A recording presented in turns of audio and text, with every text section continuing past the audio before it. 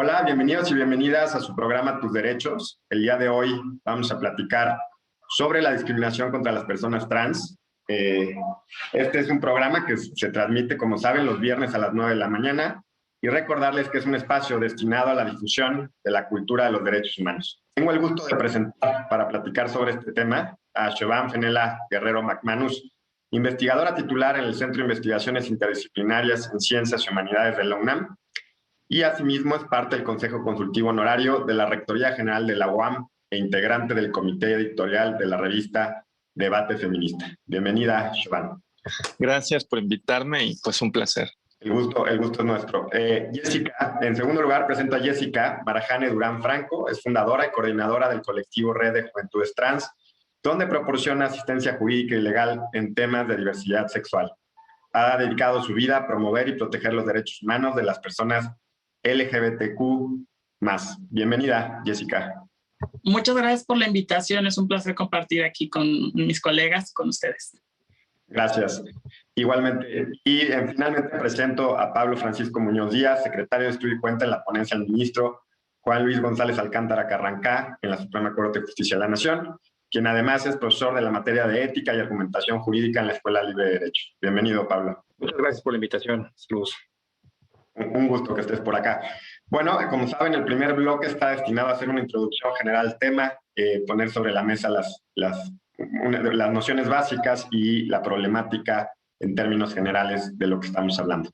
Siobhan, me gustaría empezar contigo, que nos contaras, que nos explicaras quiénes son dentro del colectivo LGBTI las personas trans. Sí, claro. Bueno, el término trans es un término paraguas. Quiere decir que engloba una serie de expresiones corporales e identidades que antes solíamos referir con tres términos distintos: el término de transexualidad, el término de transgeneridad y el término de travestismo.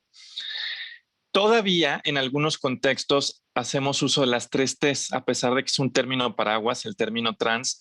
Hay ocasiones donde quizás sí vale la pena hacer la distinción.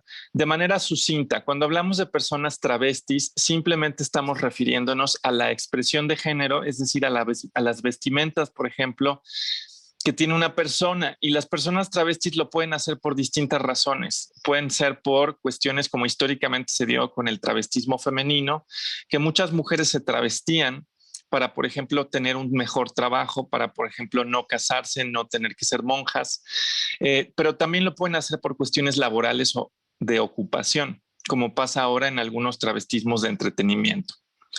Esas prácticas travestis no necesariamente están asociadas a ningún otro tipo de intervención corporal o de identidad. A diferencia de eso, cuando hablamos, por ejemplo, de la transgeneridad, sí estamos hablando de personas cuya identidad no se corresponde a digamos, al género asignado al nacer. Ojo, no estoy usando la frase del género opuesto, porque dentro de las personas trans no solo hay hombres y mujeres trans, también hay lo que se llaman personas de géneros no binarios. Y ese también es un término paraguas que engloba, por ejemplo, experiencias de personas que se nombran a sí mismas bigénero, es decir, que reivindican una identidad donde se conectan con las identidades masculinas o femeninas, pero también hay personas que fluyen entre los géneros o personas que se consideran agéneros, es decir, que no se identifican con ninguna. En ese sentido, cuando hablamos de las personas trans, tenemos hombres, mujeres y personas no binarias. Ya decía yo que pueden haber, por ejemplo, personas que son transgénero o personas que son transexuales, siendo en el caso de las personas transexuales, personas que hemos llevado a cabo a través de las tecnologías médicas, modificaciones corporales a través de, por ejemplo, cirugías o técnicas de hormonización. En el caso de las personas transgénero, esto no es así, simplemente tienen una identidad que de manera consistente no se corresponde con la asignada al nacer. Y bueno, básicamente, para ya cerrar mi intervención, preferimos hablar de personas trans porque en muchas ocasiones las fronteras son muy poco claras y a través de la vida de las personas muchas veces empiezas con una exploración travesti y luego te das cuenta que en realidad es una persona, por ejemplo, transexual. Sin embargo, hay reivindicaciones donde sí vale la pena hacer la distinción, por ejemplo, en distintos tipos de acompañamientos con el derecho a la salud, por ejemplo. Pero bueno, de eso estamos hablando cuando hablamos de personas trans. Excelente, Siobhan. Jessica, ya nos decía o mencionaba Siobhan la identidad, la expresión de género. ¿A qué nos referimos? ¿De qué hablamos cuando hablamos de identidad de género y cuando hablamos de expresión de género? Bueno, pues básicamente, según en términos de derechos humanos, la identidad de género es esta cuestión de autopercepción que tiene cada persona y que, bueno, como ya lo ha manifestado la Suprema Corte de Justicia, corresponde al libre desarrollo de la personalidad, además de que los estándares internacionales pues también lo encuentran dentro de una categoría protegida dentro del sistema interamericano y el sistema universal. Y pues es esta vivencia interna. Mientras tanto, la expresión de género son todos los modismos, todas aquellas características que externas y manifiestas tu género tal como te vives. Muy bien, Jessica. Pablo, hablamos de discriminación en el programa, discriminación en contra de las personas trans. ¿A qué nos referimos con discriminación y cuáles son las situaciones más comunes, digamos, en las que se da esta discriminación? Gracias. Sumando un poco a lo que estaba diciendo Jessica sobre lo mismo que han referido, es importante discriminar, es tratar diferente a una persona sin que sea justificado. Entonces, cuando tenemos a una persona que se considera trans, es decir, que se identifica con un género, cuando las personas o el mismo Estado no lo respetan, entonces estaríamos llamando que ese trato diferenciado no está justificado y están sujetos a una discriminación. Ahora, ¿cuál es la forma usual donde se les discrimina? Es cuando esas personas, ellas quieren asumir su identidad de género y el Estado les impone ciertos requisitos más allá de los que pudieran ser razonables. Uno donde siempre ya han habido muchas resoluciones judiciales al respecto, donde se ha manifestado en mayor ocasión, es cuando ellos lo que buscan es una rectificación de su acta de nacimiento o simplemente que los papeles donde ellos se identifican realmente sean los que ellos ya hayan asumido con su nueva identidad. Entonces, cuando el Estado les impone mayores requisitos o bien les pone ciertas trabas, entonces estamos hablando que existe, en este caso, una discriminación. Esto sería por parte del Estado, es decir, cuando el Estado no está actuando en consecuencia, respetando ese libre desarrollo de la personalidad, esa autonomía de la persona de identificarse con un género el cual no fue con el que nacieron. Y por otro lado, pues está la discriminación que se hace entre otras personas que no comprenden que es en respeto de la autonomía de cada individuo, pues deben de respetar el libre desarrollo y la autonomía de cada persona al momento que ellas se autoasignan con un género determinado que, reitero, no es con el que nacieron. Esa sería la forma usual. Gracias, Pablo. Otra pregunta que es importante, digamos, que el público entienda o que conozcamos. ¿Cuáles son los factores que determinan o que generan la discriminación? Pueden ser culturales, legales. ¿Cuáles identificarías como los factores determinantes para esta discriminación? Bueno, sin duda todos los factores son culturales en algún sentido, pero habría que desdoblarlos. Tenemos, por ejemplo, factores que tienen que ver con las religiones, que en el caso de América Latina sigue siendo un tema importante. Y digo las religiones porque no solamente sería, por ejemplo, la religión católica, desafortunadamente también otras formas del cristianismo e incluso otras religiones tienen esta idea, por ejemplo, expresada en el Génesis, que Dios nos crea hombres y mujeres y que de alguna manera hay una especie de mandato divino de la naturalidad de lo que tendría que ser un cuerpo.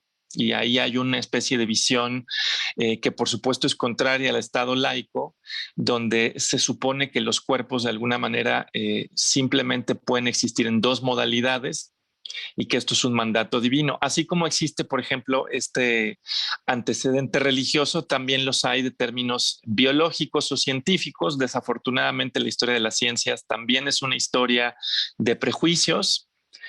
Simplemente para no hacer la cosa larga, simplemente decir que, por ejemplo, desde el siglo XIX la biología tiene una visión a través de la teoría evolutiva donde el valor más importante de lo vivo es la reproducción. Y eso ha dado lugar a que toda actitud que se considera no reproductivista, y aquí no solo hablamos de lo trans, sino hablamos de todo el espectro de identidades y corporalidades LGBT, fueron durante largo tiempo consideradas precisamente no reproductivas y por tanto patológicas. Es decir, de ahí venía un sesgo profundo. Y lo digo sin que esto deba entenderse como un ataque a la ciencia y mucho menos a la teoría evolutiva, porque precisamente las propias ciencias, las ciencias biológicas, biomédicas, las experticias psiquiátricas, psicológicas, han mostrado, por ejemplo, a partir de los años 70 y en el caso de lo trans mucho más recientemente, que no estamos ante patologías, que no hay ningún ejemplo de, por ejemplo, una disfunción cognitiva, moral o física asociada a las identidades trans o a las identidades LGBT. Y simplemente para no extenderme, yo sí creo que este es un punto fundamental, porque básicamente esto muestra que somos personas tan competentes como cualquier otra y que lo que había era un sesgo cultural alimentado, por ejemplo, por la ciencia, alimentado, por ejemplo, por la religión, reflejado en las leyes, y esto habría también que decirlo. México desafortunadamente también ha tenido en algunos momentos, quizás no como en otros países, leyes que explícitamente iban en contra, por ejemplo, de las diversidades sexuales, pero que sí se hacían foros, y se llegó a hacer en México foros de criminología y criminalística, donde explícitamente las diversidades sexuales se consideraban un factor de peligrosidad social, ¿no? Y bueno, pues aquí me callo, porque si no me sigo. No, muy interesante lo que nos estás compartiendo, Siobhan, gracias. Y sí, creo que ya hay varios temas sobre la mesa sobre los que podemos ir enfatizando, ¿no? Pues en primer lugar, que se trata de un tema de derechos humanos, digamos, se involucran nuestros derechos como la autonomía individual, y de qué hablamos los abogados, las filósofas políticas, filósofos. Cuando hablamos de eso es de la capacidad que tenemos todas las personas adultas de decidir nuestro propio plan de vida, cómo queremos vivir sin que nadie intervenga en nuestras propias decisiones. También está el tema de la igualdad, está el tema de prejuicios y estereotipos que ya mencionaba Siobhan, está el tema cultural y cómo eso termina reflejándose en las leyes. Por una u otra razón, bueno, pues las leyes son productos culturales. Entonces, bueno, ya empezamos a poner la mesa. Jessica, hay otro tema importante, muy importante, creo yo, que hay que mencionar, es la violencia que sufren las personas trans en México y en el mundo, pero México es uno de los países también en los que padecemos esa violencia, infortunadamente. ¿Nos puedes contar, digamos, para las personas que no están vinculadas con el tema, cuáles son esas expresiones de violencia, digamos, desde las más radicales, por decirlo de un modo, hasta a la cotidianidad? Claro. Es importante que entendamos que las violencias, como estas cuestiones directas, estas conductas que de forma directa o indirecta alteran, transgreden la integridad de una persona, se llevan en distintos momentos y en distintas dimensiones. Una de ellas que es como menos abordada es que las personas trans han sido más objetas de estudio, objetas de violencia, y menos han sido sujetas de derechos. Creo que una de las primeras formas y los primeros niveles de violencia es cómo se transiciona a mirarlas como sujetas de derechos. Y en este plano, cuando ya se entiende que el ser sujetas de derechos es hablar en clave de derechos humanos, es hablar en clave de todas las situaciones que se están viviendo cotidianamente y cómo se trasladan a mirar cómo afectan la integridad de una persona, es ahí donde podemos evidenciarlas. ¿Desde dónde se viven?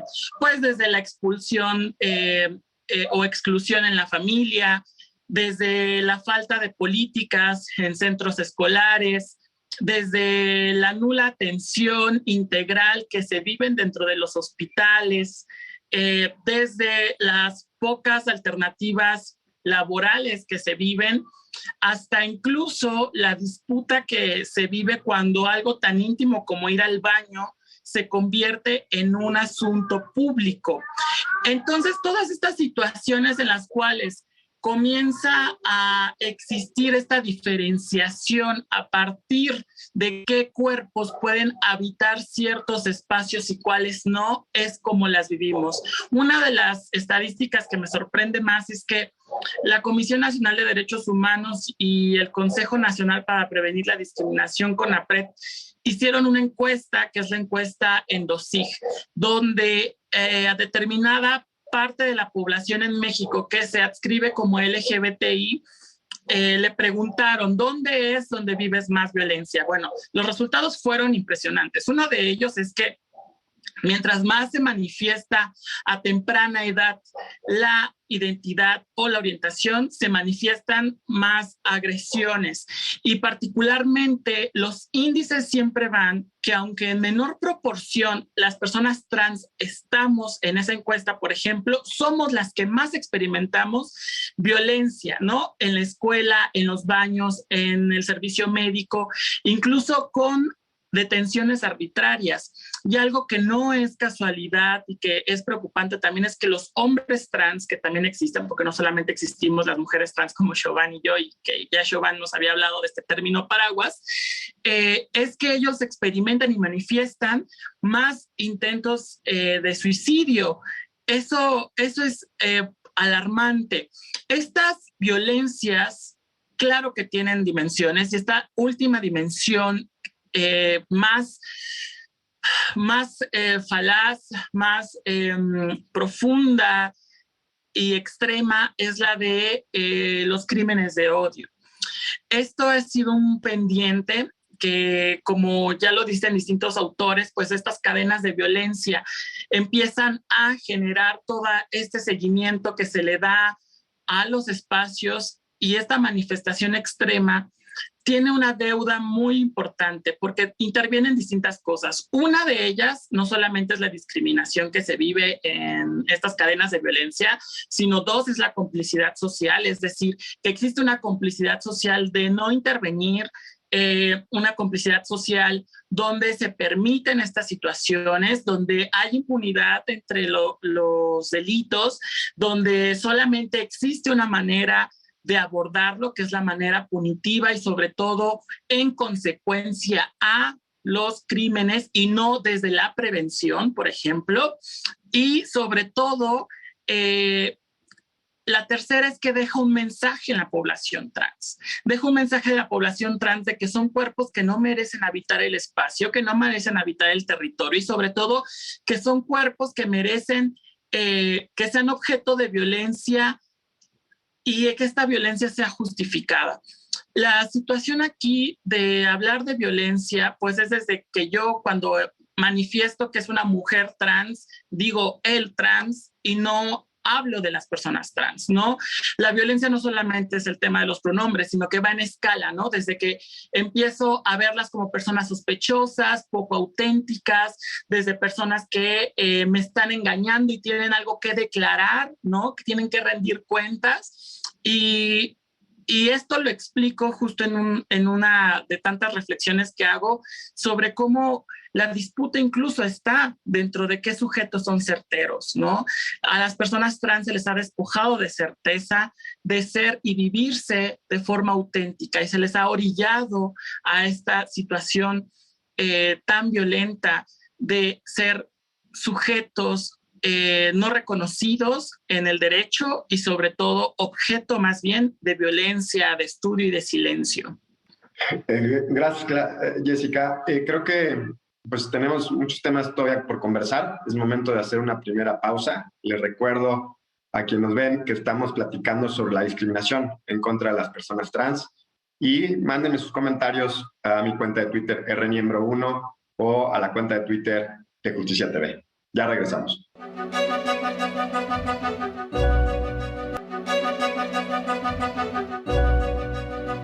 Ya estamos de regreso en su programa Tus Derechos. Les recuerdo que estamos platicando sobre discriminación en contra de las personas trans. Pablo, en alguna intervención previa comentaste que ya hay resoluciones jurisdiccionales importantes, incluidas de la Suprema Corte, y bueno, también sabemos que hay una facultad de atracción que se proyectó y se decidió, se proyectó en la ponencia del ministro González Alcántara.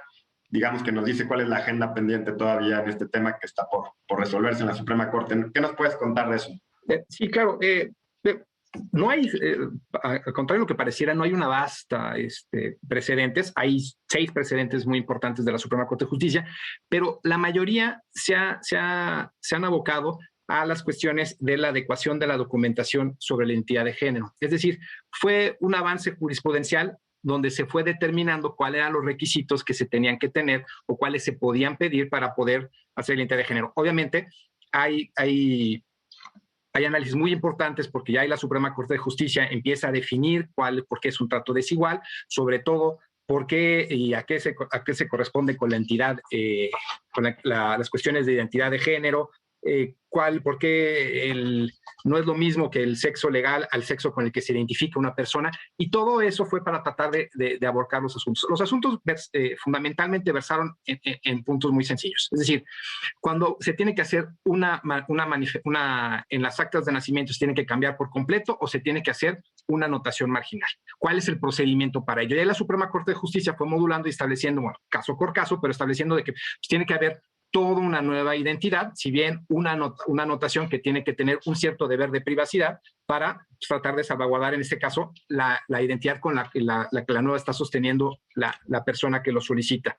Y sobre todo, y yo creo que lo más importante en este tipo de asuntos, estableció los trámites o los procedimientos, cómo se deben de adecuar. Es decir, lo primero que se tiene que hacer es qué requisitos y cuánto le puedes pedir directamente a las personas. Entonces, lo principal es que lo que debe de privar aquí es el consentimiento libre e informado del solicitante, es decir, la persona que lo esté solicitando es lo que debe de prevalecer, y el Estado no puede imponer requisitos irracionales para la persona para que pueda identificarse con el género que él se autopercibe. Lo más importante es que quitar estos tipos de requisitos como certificaciones médicas, psicológicas, que realmente pueden ser irracionales y patologizantes hacia el individuo. Y lejos de que se le esté identificando, el Estado lo estaría estigmatizando. Entonces, lo que se hizo en este tipo de precedentes fue acreditar, uno, que necesariamente tienen que ser los menores requisitos y privilegiando el consentimiento informado. Dos, que tiene que ser un procedimiento de naturaleza administrativa. ¿Por qué? Porque si la persona ya se autoidentificó, no tiene que probar ante ninguna autoridad esa situación. Es decir, simplemente con que él se identifique, el Estado lo tiene que respetar y todas las personas y funcionarios públicos deben de actuar en consecuencia a ello. Es decir, no deben de ponérsele trabas, porque al final del día es la persona la que debe de prevalecer. La autonomía de la persona debe de prevalecer en esta decisión.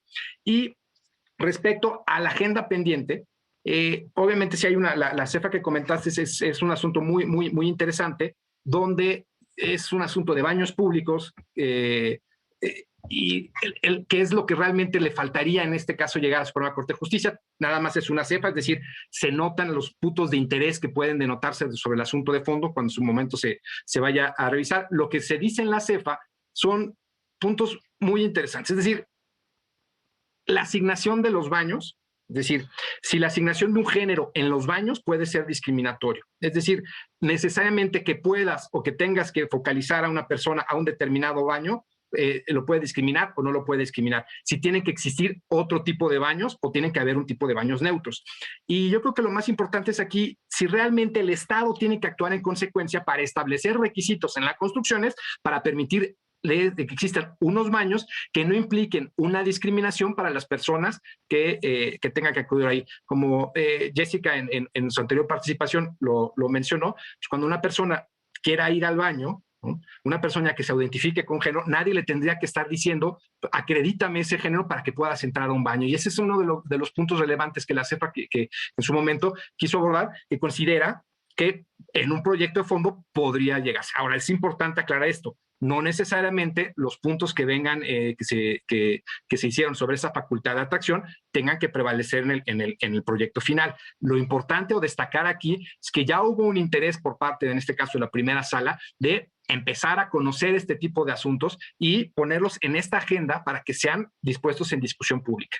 Así es, gracias, Pablo. Es decir, para reiterar, recalcar, la Suprema Corte atrae un tema de su interés, ¿no? Y que tiene que ver con la discriminación. Y además, yo resaltaría discriminación por parte de personas privadas, digamos, no el Estado, ¿no? En este caso. Y esto nos pone sobre la mesa pues, si son nuestros derechos humanos, derechos fundamentales oponibles frente a otros particulares. Digamos, ya la Corte ha dicho que sí en algunos casos, pero pues va a ahondar en ese tema y creo que es muy relevante. Pues la agenda es interesante. Joan, me gustaría que también nos hablaras sobre qué se entiende cuando se habla de desigualdad estructural. La desigualdad, ya hablamos de autonomía individual, cómo se involucra el tema de nuestro derecho a la autonomía individual, pero también hay un tema que es el de la desigualdad estructural, no discriminación. ¿En qué consiste la desigualdad estructural y cómo afecta a las personas trans? Bueno, de entrada que no se nos olvide que el término estructura normalmente lo usamos en ciencias sociales para hablar de estructuras económicas, estructuras políticas, estructuras sociales, donde podemos tener, por ejemplo, incluso estructuras pequeñas como la familia. En el caso concreto de las personas trans, creo que una buena manera de ejemplificarlo consiste en retomar el trabajo de un filósofo argentino que también es un hombre trans, Blas Radi, que Jessica, por ejemplo, y yo lo hemos usado en distintos espacios, y que habla, por ejemplo, de cadena de violencias, precisamente de cadena de violencias estructurales, y por esto lo que quiere básicamente mencionar es que la discriminación de las personas trans es algo que va ocurriendo a lo largo de toda la historia de vida de las personas y normalmente empieza, ya lo decía la propia Jessica, en el hogar, por ejemplo, en el seno familiar. No necesariamente con la expulsión del seno familiar. Eso a veces ocurre, en efecto, que las personas trans acaban en situación de calle desde muy temprana edad. Pero digamos que es en la familia donde suele empezar esta discriminación. Un colega, un hombre trans que se dedica a la psicología social, de hecho me contaba que hay edades diferenciadas en las que esto empieza. Por ejemplo, en el caso de infancias que se identifican con identidades transfemeninas, la discriminación suele empezar mucho más temprano que en el caso, por ejemplo, de adolescencias que se identifican con identidades trans masculinas.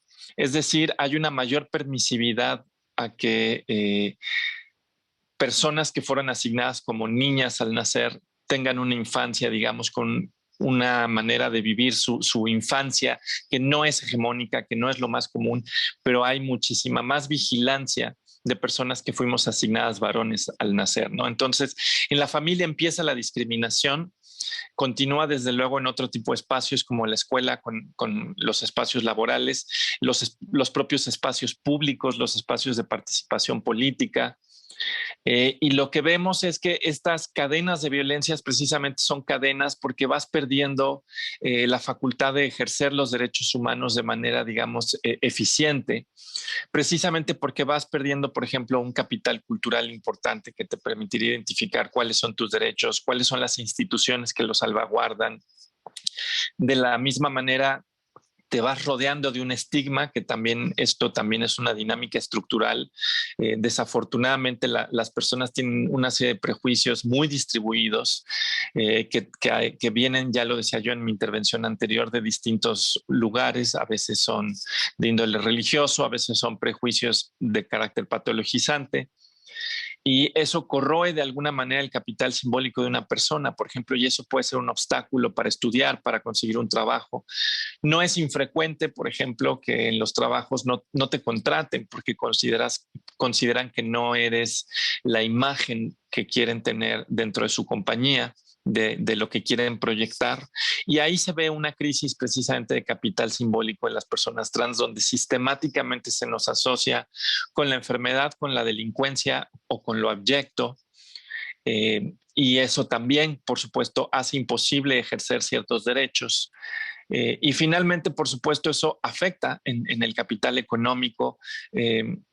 No tienes las mismas oportunidades, normalmente acabas en situaciones de subempleo. El subempleo, hay que decirlo, normalmente en el caso de las mujeres trans, las situaciones de subempleo suelen llevar, por ejemplo, a que 8 de cada 10 mujeres trans estén en situación de, ejerciendo el trabajo sexual. Y, por ejemplo, Letra S dice, todavía en su reporte de este año que salía hace un par de semanas, que el 52% de los crímenes de odio a la comunidad LGBT se hacen sobre mujeres trans y muy probablemente, no tengo el dato ahorita a la mano, pero muy probablemente sean mujeres trans dedicadas al trabajo sexual. Es decir, la precarización sistemática en todos estos espacios de la vida de las personas trans nos coloca, ya lo decía Jessica, en una posición donde no somos sujetos de derechos y al mismo tiempo donde somos un cuerpo, y retomo este término de la sociología, un cuerpo basurificado que puede ser de alguna manera asesinado con un enorme nivel de impunidad e indiferencia social. Y un poco de eso es a lo que hablamos cuando hablamos de estas dinámicas estructurales. Gracias, Joan. Jessica, ustedes en la organización se dedican también a la asesoría legal y jurídica. ¿Cuáles crees que son, digamos, los retos que están por delante para lograr en la agenda de derechos de las personas trans? Ok, creo que una de las cosas que si bien ya hay precedentes a nivel judicial, una de las cosas que ya suceden distintas cosas. Una de ellas es que la consecuencia de todos los ordenamientos jurídicos en torno a la identidad de género y su reconocimiento es la obtención de una nueva acta, y esa es la consecuencia más próxima. Sin embargo, existen diversos procedimientos en torno a la homologación de los documentos que ya corresponde no solamente al Poder Legislativo, sino que también a los propios órganos, ¿no? Que intervienen dentro del reconocimiento de la identidad de una forma integral, es decir, instituciones como Secretaría de Gobernación y particularmente RENAPO, seguida de Secretaría de Educación Pública y el reconocimiento de los certificados escolares. Continuamos con Secretaría de Relaciones Exteriores y el reconocimiento de tener un pasaporte para transitar libremente por el país, dentro y fuera. Y todas estas situaciones en las cuales, por ejemplo, la organización Almas Cautivas, presidida por Ari Vera, hicieron un informe muy interesante junto con la Embajada de Estados Unidos, donde hablan que más del 50% de personas trans que ya cambiaron su acta de nacimiento tienen pendiente la homologación o han vivido obstáculos durante la homologación de sus documentos. Y esto es un asunto grave, porque si bien ya hay precedentes dentro de nuestro máximo tribunal, la consecuencia más cercana, insisto, es la modificación del acta, más no es la homologación. Citando a un autor brasileño, decía: yo por el momento tuve un nuevo nombre, pero me volví analfabeta.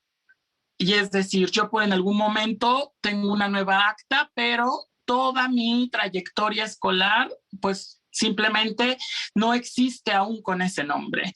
Y esa es una forma de invisibilizar y sobre todo de cómo las políticas de cambiar un nombre pues siguen siendo bastante deficientes dentro de nuestro marco legal, porque no existe una armonización. Actualmente solamente 15 entidades en todo el territorio nacional cuentan con un procedimiento a nivel, ya sea, son 14 las que cuentan con un procedimiento dentro de sus códigos civiles o códigos familiares, y el caso de San Luis Potosí, que es muy interesante, que fue a partir de una circular dentro del registro civil, que la titular gira esta circular y pues se permite el reconocimiento de la identidad vía trámite administrativo. O tenemos los casos especiales como Nuevo León, donde se hace por un sistema mixto, tanto judicial como administrativo. Y todas estas situaciones generan un tema de incertidumbre jurídica, y ese es otro tema que está pendiente dentro de dotar de certeza jurídica estos procedimientos, de dotar de certeza jurídica la homologación de estos documentos. Una de las cosas que también quedan pendientes es que hay un autor que se llama Dean Spade, que tiene un libro muy interesante que se llama Una vida normal, y habla sobre el tema de las políticas de inclusión y no discriminación, y que pues estas políticas no son autoperformativas, es decir, que existan estas políticas no significa que automáticamente ya es un espacio seguro, ya nadie va a discriminar, o que incluso ya llevándolo a una reflexión antipunitivista, el hecho de que al menos en la Ciudad de México, que en el artículo 206 exista la tipificación de discriminación, no significa que inhiba la conducta, y sobre todo que esto garantice el acceso a la justicia ante los actos de discriminación. Creo que mirar la complejidad de un fenómeno como la discriminación interviene con no individualizarlo, sino ver, como ya lo decía Chauvin, la cuestión estructural y darle un seguimiento sobre todo a la prevención, que incluso en nuestra Carta Magna lo dice, ¿no? El tema de prevenir estas violencias, de repararlas en torno a las violencias de derechos humanos en el artículo 1, y sobre todo cómo darle seguimiento, no actuar en consecuencia a la violencia, sino dar un paso atrás. Eso es uno de los pendientes. Todo esto a veces no se quiere mirar desde el sistema cisnormativo y la cisexualidad, cómo sigue impuesta.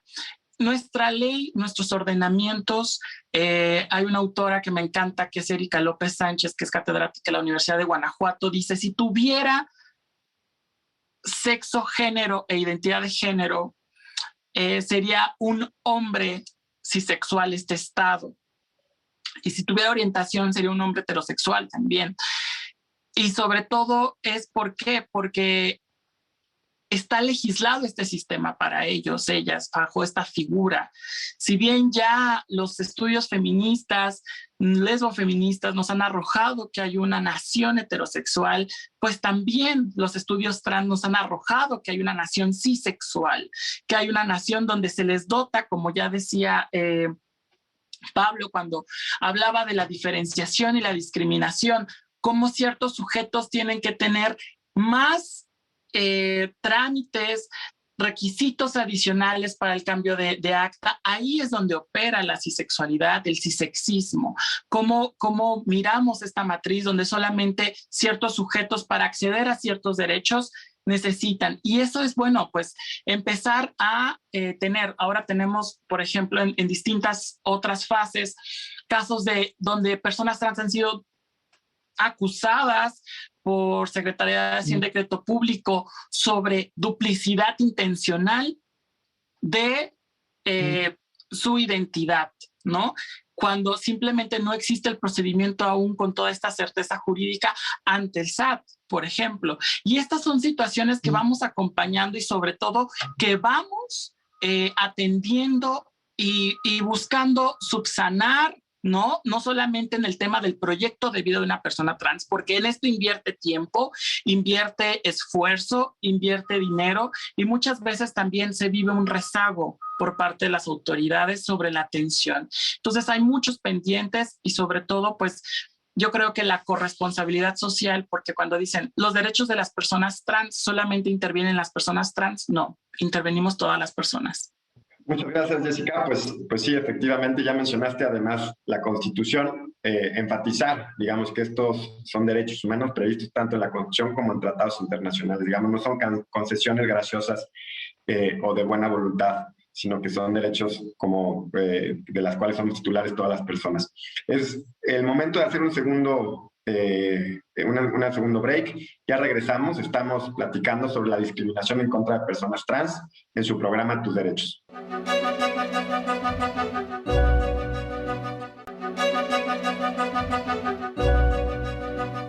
Ya estamos de regreso en su programa Tus Derechos. Les recuerdo que estamos platicando sobre discriminación en contra de las personas trans. Pablo, ya hemos comentado resoluciones jurisdiccionales, hemos comentado la agenda pendiente que está ahora sobre la mesa de la Suprema Corte.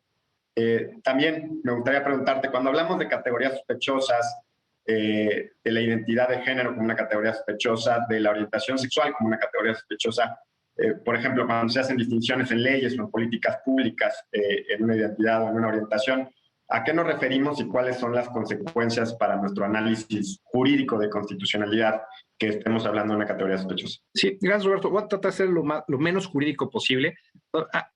Hay que entender algo. Las categorías sospechosas, tal como lo establecen, vienen dispuestas en el artículo 1.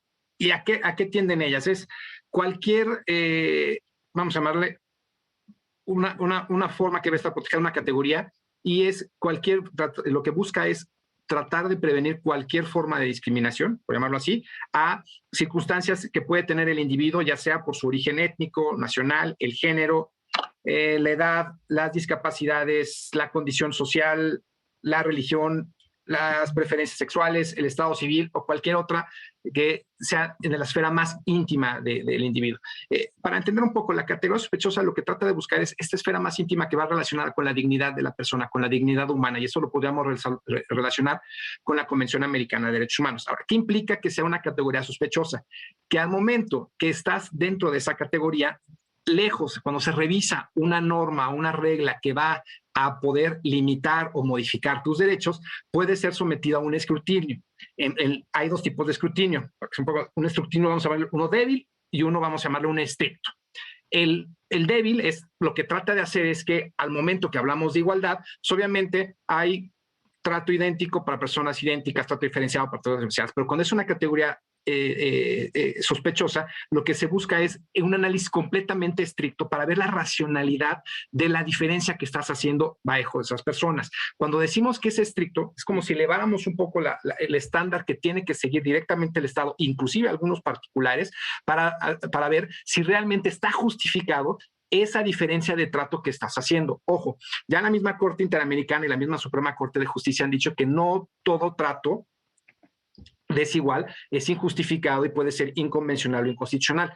Lo único que hay que ver es la justificación. Cuando hablamos de una categoría sospechosa, lo que hacemos es subimos completamente la barra y lo que hacemos es el estándar, es tratar de que sea muy estricto para ver si realmente se justifica ese actuar donde estás haciendo la diferencia. Cuando hablamos de identidad de género, el estándar es muy estricto. ¿Por qué?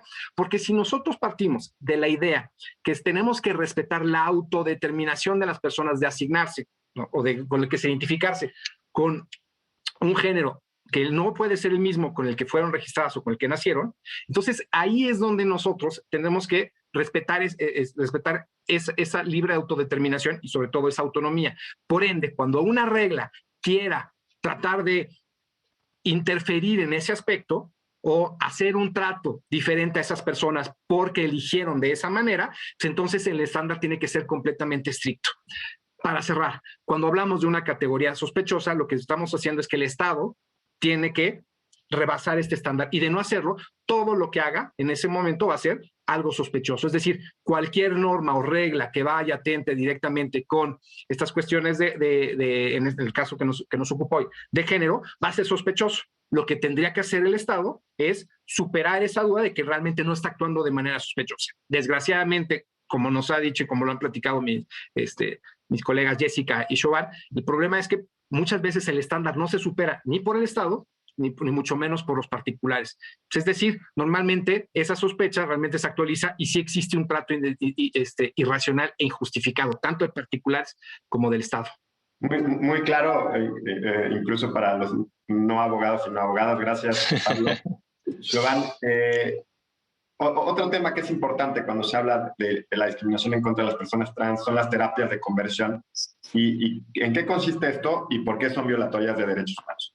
Bueno, de hecho tendría yo que aclarar que ahora se está empezando a usar un término que es un poco más amplio, que es el de ECOSIG, que significa esfuerzos encaminados en corregir o suprimir la orientación sexual o identidad de género. Y si bien los usamos de manera como si fuesen sinónimos, no lo son. Las terapias reparativas propiamente hablando son aquellas que se formulan todavía dentro de conocimientos caducos, pero que nacieron en su momento en la psicología, psicoanálisis, psiquiatría en mayor medida. Y aquí hay que tener en cuenta varias fechas. En 1971, 72, 73 y 74, la Asociación Psiquiátrica Americana todos esos años estuvo discutiendo qué iba a hacer con respecto a la categoría de homosexualidad. Eventualmente la saca de su Código Internacional de Enfermedades, bueno, de su equivalente, que es el DSM, el Diagnóstico Estadístico de Enfermedades Mentales, el manual. Y la OMS hace lo propio con el Código Internacional en el año 90. Esto es un dato importante porque no todos los psicólogos, psiquiatras y psicoanalistas en sus respectivas comunidades estuvieron de acuerdo con estas decisiones, pero fueron grupos mínimos, fueron grupos marginales que se alejan y se acercan a asociaciones normalmente de carácter religioso, que las hay de carácter católico, cristiano, pero también las hay, por ejemplo, judías, las hay laicas. Y esto lo digo porque después de todos estos momentos, básicamente no tienes ninguna sociedad científica, ni médica, ni psiquiátrica, ni psicológica seria a nivel mundial que considere que estamos ante patologías que tienen que ser intervenidas. Lo que ocurrió es que saberes que hoy claramente son caducos, que se produjeron en los años 50 y 60 y que tenían toda esta visión sesgada que, como decía Jessica, es cisexista, de alguna manera cisgenerizada. Todos esos saberes se conjugaron con saberes muchas veces de índole religioso y dieron lugar a estos ecosigs que pueden incluso tener facetas religiosas. O sea, hay cosas que se llaman terapia de rezo, por ejemplo. En ese sentido, por eso se dice que son esfuerzos encaminados, porque no todos ellos, de hecho, usan herramientas que en algún momento nacieron en el seno de los saberes expertos académicos. Algunos son, de alguna manera, prácticas religiosas. Y el problema que tienen, por supuesto, es que quieren modificar rasgos que todo nos indica que son lo que ahora les llamamos rasgos tenaces. Es decir, que la posibilidad de que ese rasgo se modifique básicamente tiende a cero en todas las personas.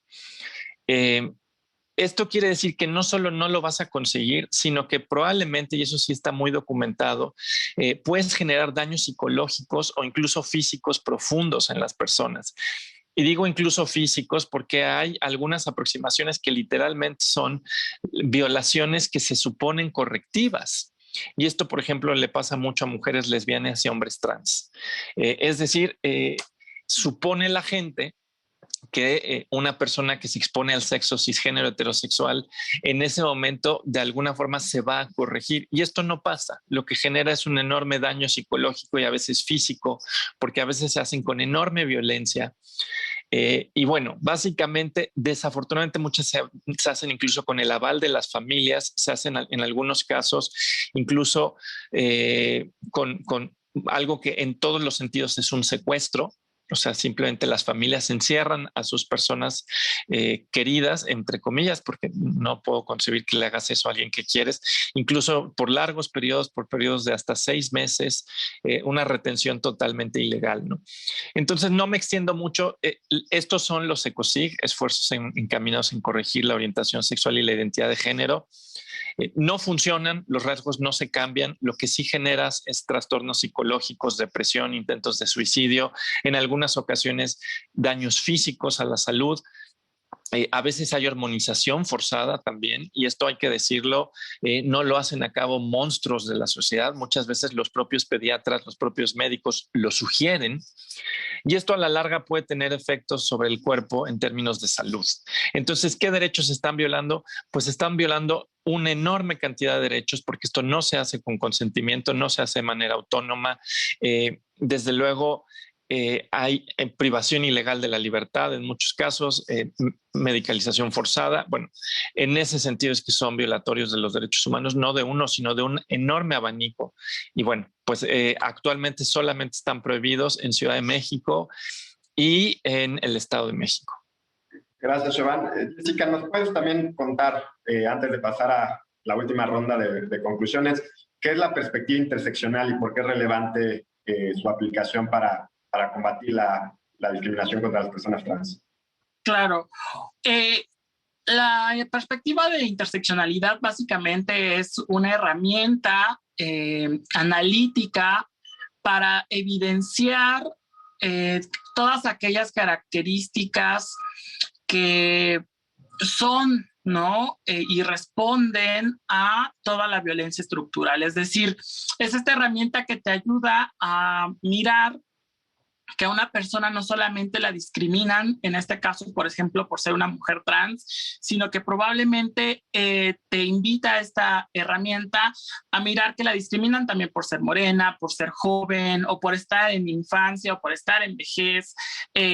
La discriminan también por su contexto geopolítico. Y esta herramienta fue acuñada por una abogada afrodescendiente, que es Kimberly Crenshaw, que a finales de los 70s expuso una serie de argumentos ante la corte en Estados Unidos en un caso de discriminación laboral para evidenciar la discriminación que vivían mujeres afrodescendientes, no solamente por su color de piel, sino también por ser mujeres, y que el trato diferenciado que se les daba y cómo esto pues acuñaba que pudiese tener una perspectiva más amplia de las situaciones. Esta perspectiva, ¿por qué es importante? Porque muchas veces cuando ya sea una persona que es defensora en un caso de discriminación, o incluso la misma persona juzgadora, o cualquier persona servidor o servidora pública o ciudadano o ciudadana, mira solamente la discriminación desde un enfoque, está perdiendo todas aquellas características que están alrededor.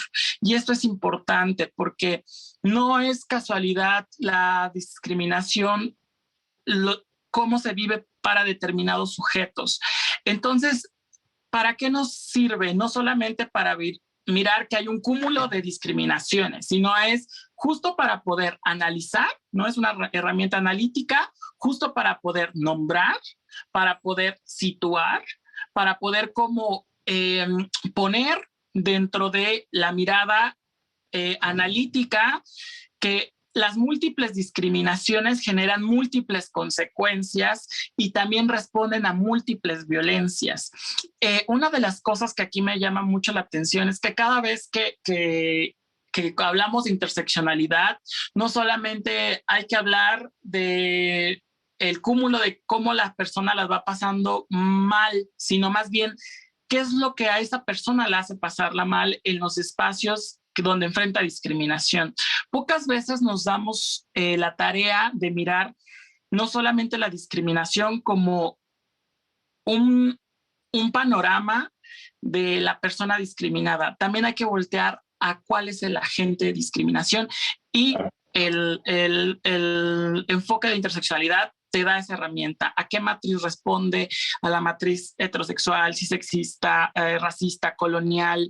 Y bueno, pues esas son estas herramientas de análisis, evidentemente, pues abonan a frenar pues estas conductas discriminatorias. Así es. Es el momento de hacer la última ronda. Les pido que sea su intervención un minutito, por favor, para que nos dé tiempo de que puedan hablar Pablo y, bueno, las tres, por favor. Gracias, adelante, Pablo. Gracias, Roberto. Nada más para finalizar, nada más me gustaría poner sobre la mesa los retos que tendría que haber sobre la protección de los derechos de las personas trans. Uno, se tiene que actualizar y hacer una legislación mucho más robusta, ¿no? Yo creo que el segundo, tendríamos que ya empezar con una educación, ¿no? Desde las escuelas e inclusive cursos a funcionarios públicos sobre estigma, acoso y discriminación. Otro, el Estado tiene que actuar muy fuerte sobre la violencia. Sí, son impresionantes las cifras que existen sobre la violencia sobre las personas trans. El otro, creo que es el gran tema pendiente, es la falta de un sistema de salud que realmente proteja y ayuda y asesore y garantice completamente un derecho de salud a las personas trans. Parece que tenemos ciudadanos de primaria y segunda y eso es gravísimo. Y yo creo que lo último es, ya tenemos que homologar el sistema de identidad del documento donde se puedan decir. No es posible que en cada entidad federativa sean diferentes requisitos, aunque la Suprema Corte de Justicia ya dijo que tienen que ser de naturaleza administrativa. Parece que tenemos un crisol de documentos, y ahí lo que estamos haciendo es que cada vez que ponemos mayores requisitos en una entidad federativa o menores en otra, pues estamos discriminando unos y otros. Eso sería, yo creo, que los retos que tendrían que seguirse. Muy bien. Siobhan, por favor. Bueno, yo haría 2 puntos. El primero tiene que ver con la impunidad, que tiene que ver con transfeminicidio, que tiene que ver en general con crímenes de odio con personas LGBT. Y esto lo menciono porque no nos va a servir de nada, por ejemplo, expandir en los códigos penales nuevas figuras, como por ejemplo incorporar el transfeminicidio, mientras tengamos un problema de impunidad tan extendido. Y así como esto pasa con, por supuesto, los transfeminicidios, pasa también con otro tipo de delitos que le pasan a las personas LGBT. En ese sentido, creo que los marcos jurídicos no nos van a servir de mucho mientras sigamos teniendo esta impunidad tan extendida como la tenemos ahora. Para mí eso sería una agenda pendiente. Y otro punto que me parece igualmente importante es el tema de las infancias trans. Aquí, por ejemplo, no las tocamos, pero es un tema tabú que todavía a lo largo y ancho de nuestro país apenas lo estamos empezando a discutir. Los menores de edad también finalmente tienen derechos y también tienen derecho a la identidad y al libre desarrollo de su personalidad.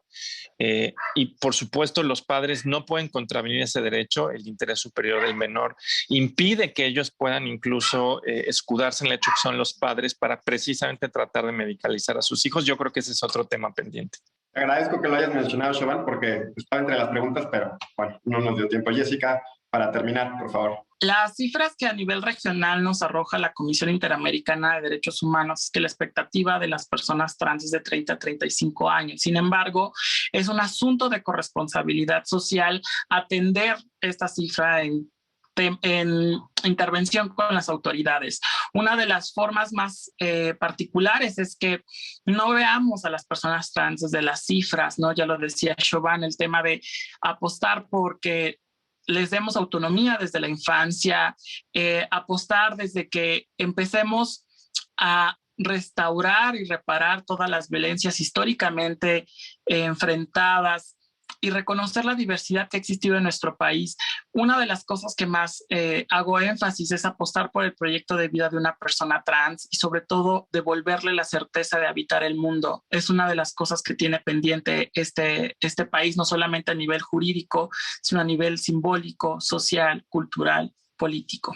Pues muchas gracias por su participación. Fue un excelente programa, muy rico en contenido y bueno, me quedo con la última idea, Jessica, de aceptar y respetar la diversidad, ¿no? Y ese cambio cultural, pues hay que seguirlo haciendo y hay que pues trabajarlo y para eso están este tipo de programas. Bienvenidas y bienvenido, Pablo, muchas gracias. Le recordamos a quien nos ve que nos manden sus comentarios a #JusticiaTV y a mi cuenta de Twitter, RNMRO. Hasta la próxima.